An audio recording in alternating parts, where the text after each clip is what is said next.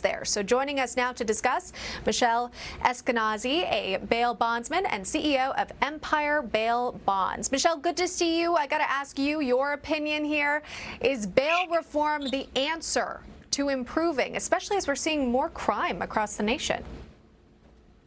No, bail reform is not what it's all cracked up to be. It's like a Tiffany box. But once they really opened it, it really wasn't what society planned for.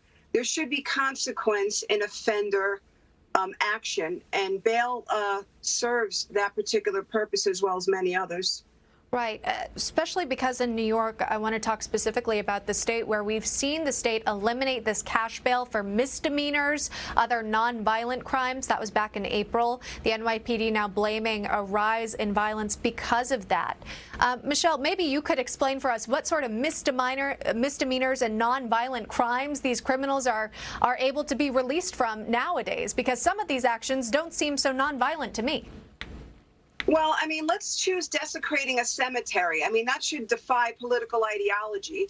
So basically, when you desecrate a cemetery time and time and time again, I mean, that crime, it has absolutely no consequence. You just get a ticket, you sign a little paper, like in Chicago. That's why Chicago is such a mess, because they don't have the family involved in the bail system. They have government overreach. We, as the bail bondsmen, take care of that while the United States of America is at sleep to no cost to the taxpayer, I might add. Yeah. Michelle, have you seen criminals who've been committing crimes, being arrested and then released and then back and committing crimes at it again? Is that cycle, is that common? I mean, it's common in Southeast Georgia. It's common in Wilmington, North Carolina. And it's also common in New York City and, of course, Chicago. Yeah. All over the United States, Oklahoma, Tennessee. It's happening. It's like wildfire. Everybody should wake up. It's not good.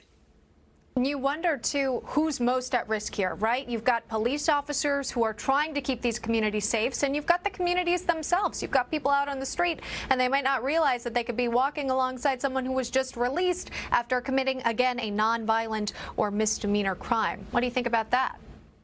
Well, I think, in the past, when little Johnny would get arrested, it was us, it was grandma and auntie. We made the decision if we wanted him to sit there for a few days. But now you have the government is doing it, and it's possible that the federal government is funding that.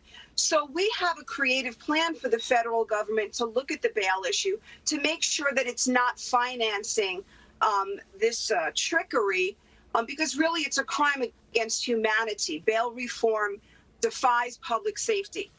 Yeah. Where do you see this going? Like you mentioned a few states that have already got it in place. Is this going to go across the nation here? Well, New Mexico is suffering terribly. I mean, Alaska had to turn it back around. I mean, look at New Jersey. New Jersey, they had to raise their property taxes by 2-3% on those poor people. I mean, it is just, you cannot use my tax dollar to fund criminal offender release. It's unfair, and the United States of America needs to know about it. Yeah, that's coming from a bail bondsman herself. Michelle Esquenazi, thank you for coming on today and sharing your thoughts and insight. We really appreciate it. Thanks. Go Bail. All right. Still ahead.